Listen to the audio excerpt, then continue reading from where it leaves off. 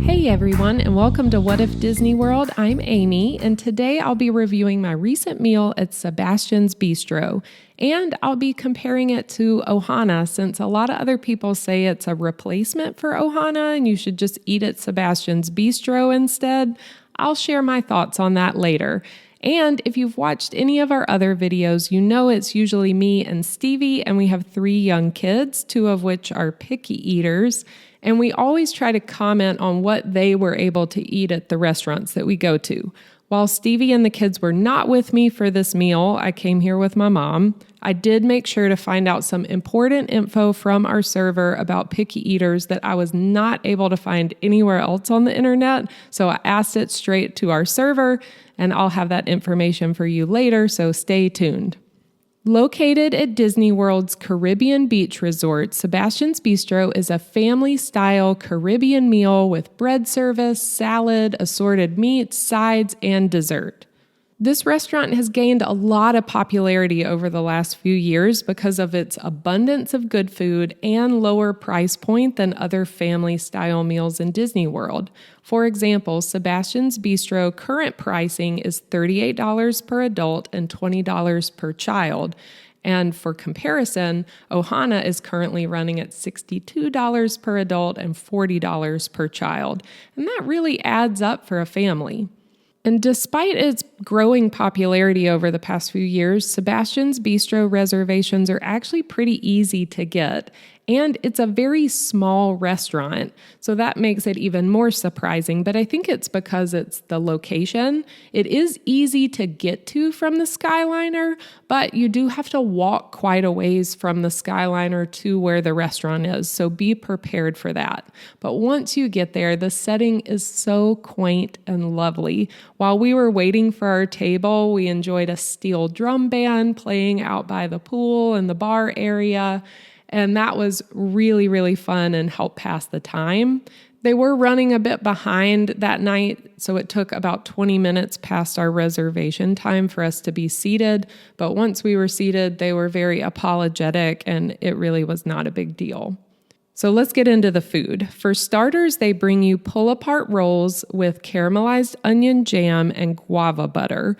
Y'all, these are so good. The bread is soft and buttery, and the guava butter is kind of like honey butter, but with that little guava taste to it. It's wonderfully different.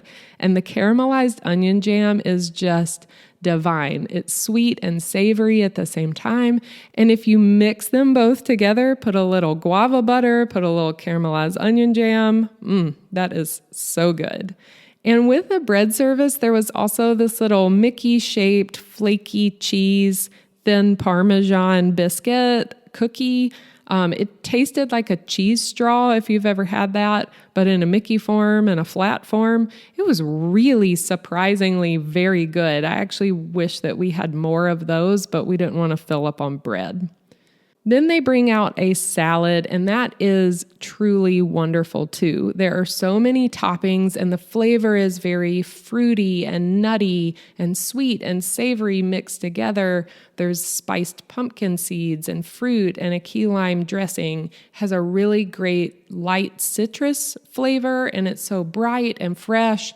I really could have just eaten this and the rolls and been happy with my meal, but there's more. For the meat platter, you have beef, which was good and tender. There's pork, which had a really good smoky flavor. The fish, we were told, was a new addition, and it was really great. It was probably my favorite thing on the meat platter. The chicken was a little disappointing. It was kind of dry and lacked flavor the night that we were there, but you had so many other choices that it was really fine. It wasn't a big deal. And note that you can add on an additional plate of shrimp. We ended up not doing that because there's already so much food to begin with, but if that's something that you want to try, that is an additional fee to add on some shrimp. Sides include cilantro rice and beans, which were fine and good, but nothing too special. The tomato curry was very good, and there were some grilled vegetables. The sides and some of the meats were just kind of a bit lacking for me. There was still plenty to fill us up, but none of these sides were anything to really get excited about, but they were good and tasty and filling. And the server offered to bring us more of anything we wanted. I've seen question whether this is truly like an all-you-can-eat meal, and he did offer to bring anything else that we wanted, so that was really nice. And for dessert, they have a coconut pineapple bread pudding, and this is so great. This is similar to Ohana, but it has more pineapple hunks and pieces of coconut on top, so it has more texture to it than the Ohana bread pudding does. The caramel sauce and the ice cream tasted identical to me, and the flavor of the bread pudding was identical too. So it's very, very, very similar. The meal was pretty efficient. It lasted about an hour once we got seated, but we didn't feel rushed in any way. Our server was great and super friendly, and all in all, it was a really great experience. You do also get a pass holder discount here, which was nice. So how does it compare to Ohana for me? I've heard people say, oh, just go to Sebastian's Bistro instead of Ohana because it's cheaper and it's the same kind of meal and you get the same bread pudding. Sebastian's Bistro is cheaper by $24 per adult and $20 per child, and that could pay for a whole other meal at a different restaurant somewhere. So it is not insignificant, and there are similarities between the two restaurants. So do I think that this meal replaces Ohana? No. Not for me personally. I think the extra cost is actually worth it to me for Ohana. The bread service and the salad were absolutely on par with Ohana and maybe even slightly better at Sebastian's Bistro than Ohana, if I'm being honest. But that's kind of where it stopped for me.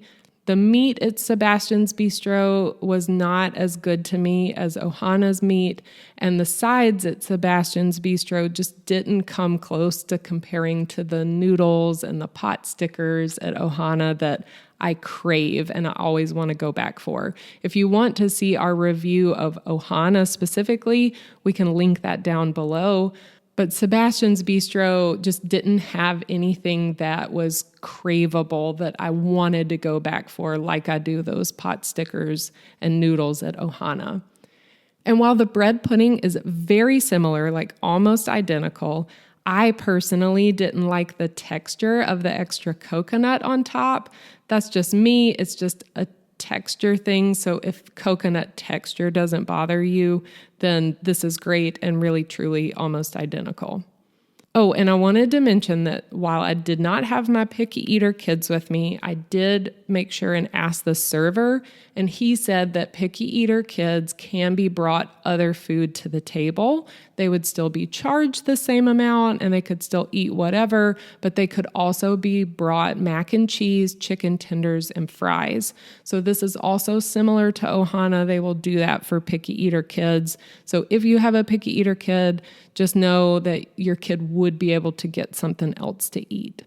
So my final thoughts are, if you're staying at Caribbean Beach Resort or if you're on the Skyliner and Ohana is not in your budget, I think Sebastian's Bistro is a great option. It was very filling. The food really was good, especially the starters. And it was an enjoyable meal that did not break the budget Disney-wise.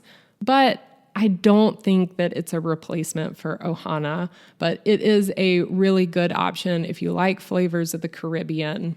Check out Sebastian's Bistro. All right, everyone, thank you so much for watching. We really appreciate each and every one of you. If you like the video and find our reviews helpful, please hit that like and subscribe button. It helps our channel get shown to other people that also might find the videos helpful. And leave a comment. Have you eaten at Sebastian's Bistro before? Is it somewhere that you like? Do you think it's a replacement for Ohana? I really want to hear your opinion on it. And until next time, friends, keep dreaming.